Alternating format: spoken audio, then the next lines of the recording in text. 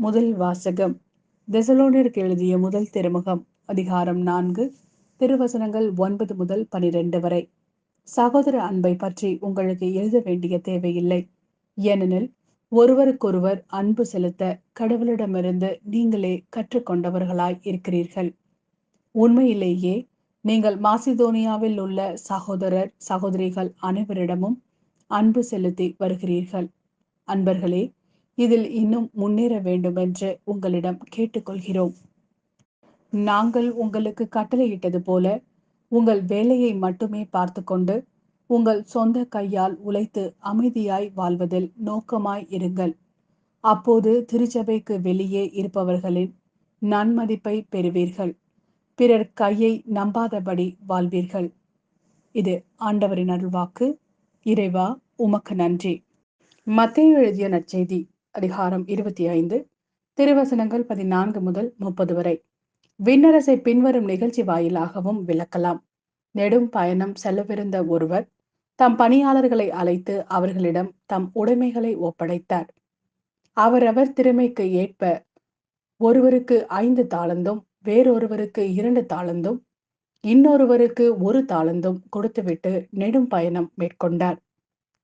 5 தாலந்து பெற்றவர் போய் அவற்றை கொண்டு வணிகம் செய்து வேறு 5 தாலந்து ஈட்டினார். அவ்வாறே 2 தாலந்து பெற்றவர் மேலும் 2 தாலந்து ஈட்டினார்.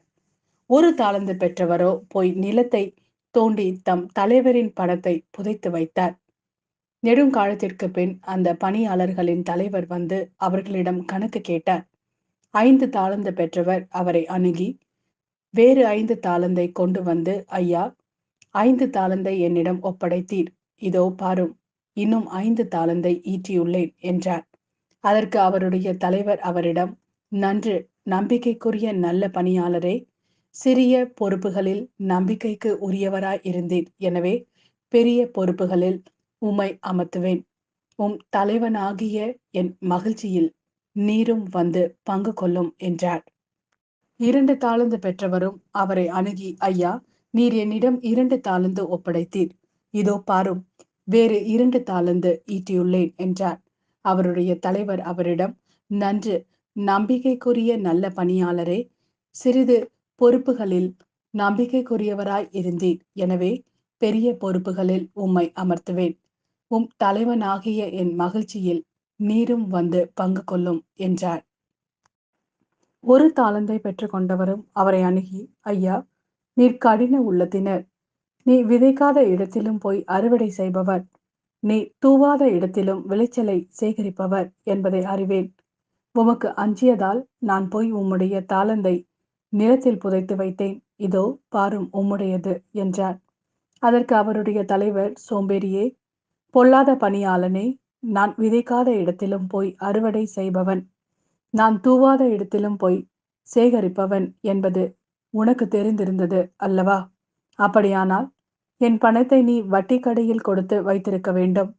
நான் வரும்போது எனக்கு வரவேண்டியதை வட்டியோடு திரும்ப பெற்றிருப்பேன் என்று கூறினார். எனவே அந்த தாலந்தை அவனிடமிருந்து எடுத்து 10 தாலந்து உடையவரிடம் கொடுங்கள். ஏனெனில் உள்ளவர் எவருக்கும் கொடுக்கப்படும், அவர்கள் நிறைவாக பெறுவர். இல்லாதோரிடமிருந்து அவரிடம் முள்ளதும் எடுக்கப்படும். பயனற்ற இந்த பணியாளரை புறம்பேயுள்ள இருளில் தள்ளுங்கள்.